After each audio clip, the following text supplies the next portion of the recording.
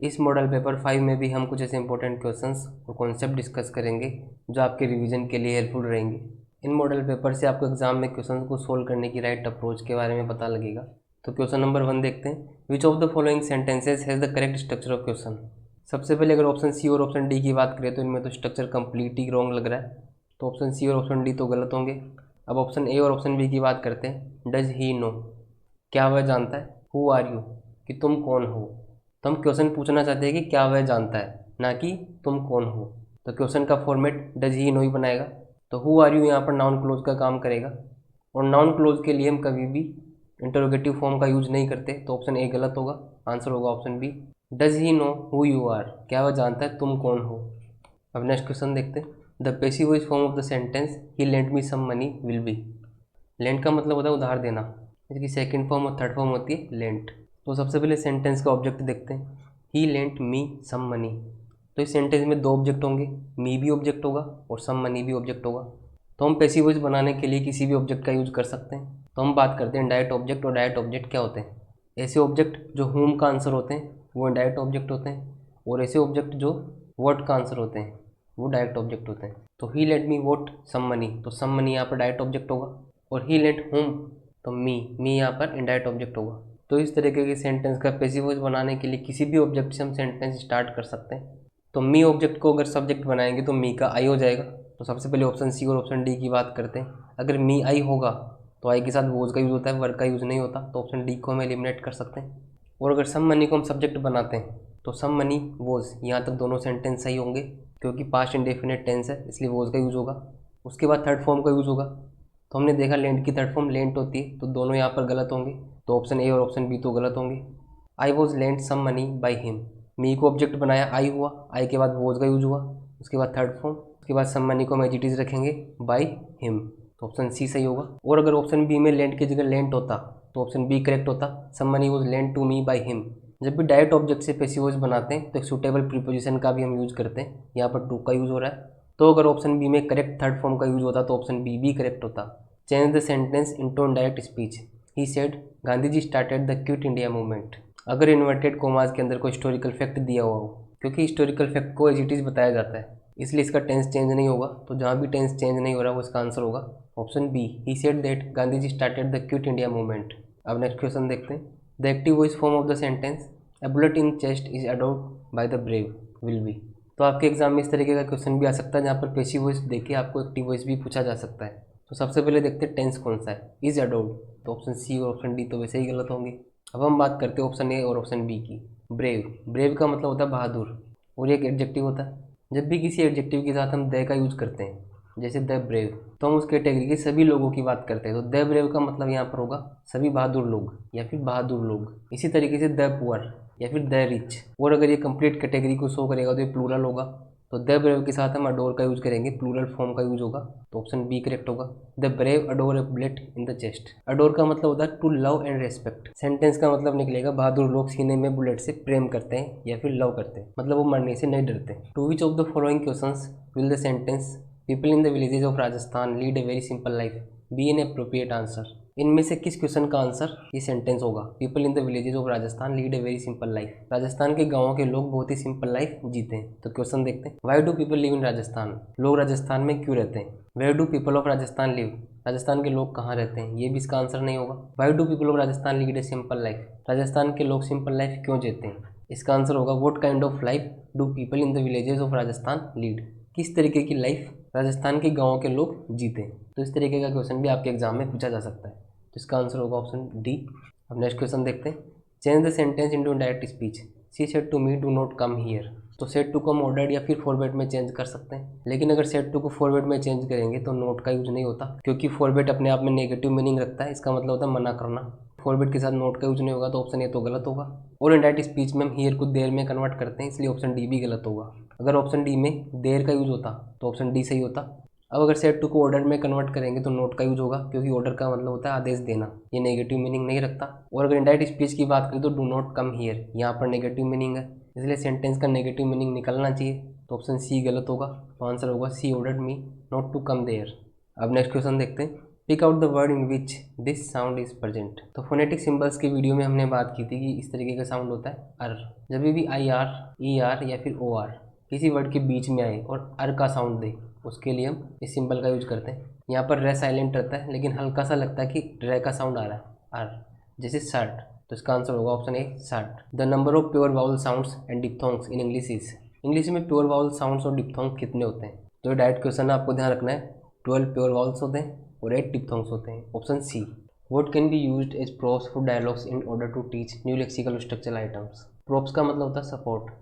इनमें से किसका यूज डायलॉग्स के लिए सपोर्ट की तरह काम कर सकता है? In order to teach new lexical और स्ट्रक्चरल आइटम्स। न्यू लेक्सिकल और स्ट्रक्चरल आइटम्स पढ़ाने के लिए। लेक्सिकल और स्ट्रक्चरल आइटम्स मतलब वर्ड्स और लैंग्वेज के कुछ स्ट्रक्चर्स। तो हम किसी भी डायलॉग में रेलिया का यूज एज ए सपोर्ट कर सकते हैं। रेलिया का मतलब होता है रियल लाइफ ऑब्जेक्ट्स, जैसे कॉइन्स, फ्रूट्स, इस तरीके के और भी कई सारे रियल लाइफ ऑब्जेक्ट्स को हम बोलते हैं रेलिया। तो इनका यूज हम कर सकते हैं डायलॉग को इनिशिएट करने के लिए या डायलॉग्स में वर्ड्स और स्ट्रक्चर का यूज सिखाने के लिए। तो आंसर होगा ऑप्शन सी।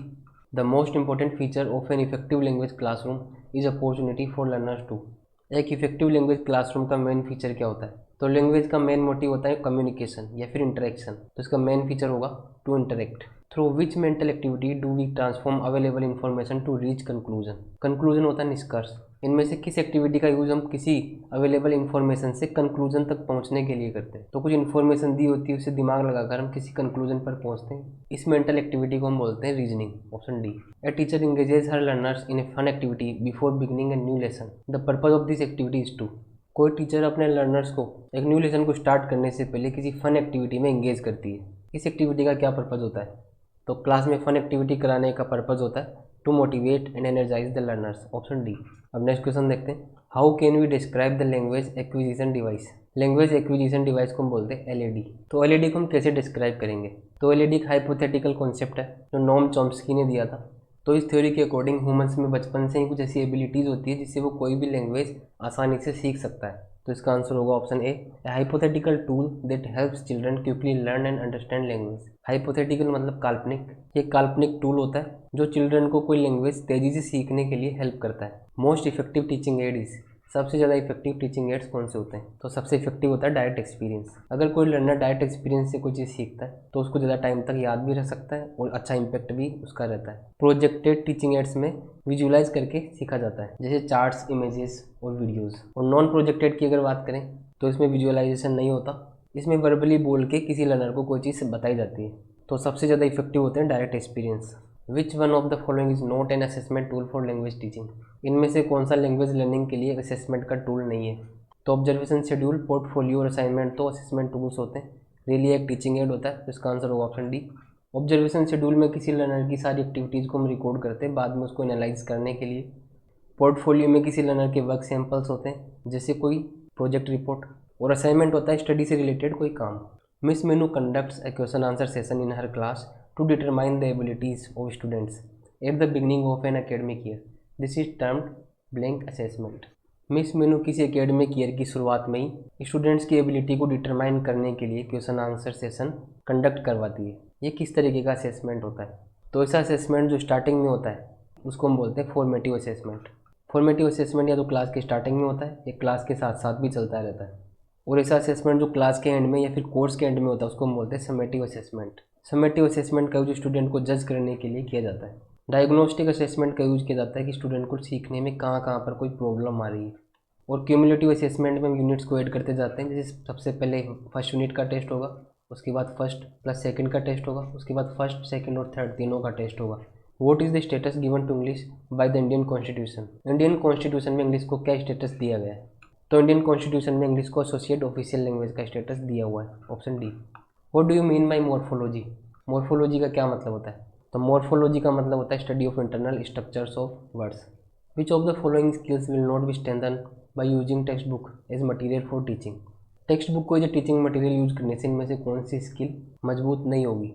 तो ओनली टेक्स्ट बुक्स को टीचिंग मटीरियल की तरह यूज करने से हम कम्युनिकेशन स्किल्स को इम्प्रूव नहीं कर सकते। Option B. What is the word diphthong mean. Diphthong का क्या मतलब होता है? तो डबल वाउल साउंड को हम डिप्थोंग बोलते हैं। इसमें दो साउंड मिक्स होते हैं, तो इसका आंसर होगा two sounds glide. Option B. अब हम पैसेज के क्वेश्चंस की बात करेंगे। तो क्वेश्चंस पर जाने से पहले एक बार आप पैसेज को अच्छी तरीके से पढ़ें। ज़्यादातर क्वेश्चंस ग्रामर और वोकैब से रिलेटेड होते हैं। इसलिए अभी हम पैसेज स्किप करते हैं। क्वेश्चन नंबर 21 देखते हैं। The opposite of particular is, particular का अपोजिट क्या होता है?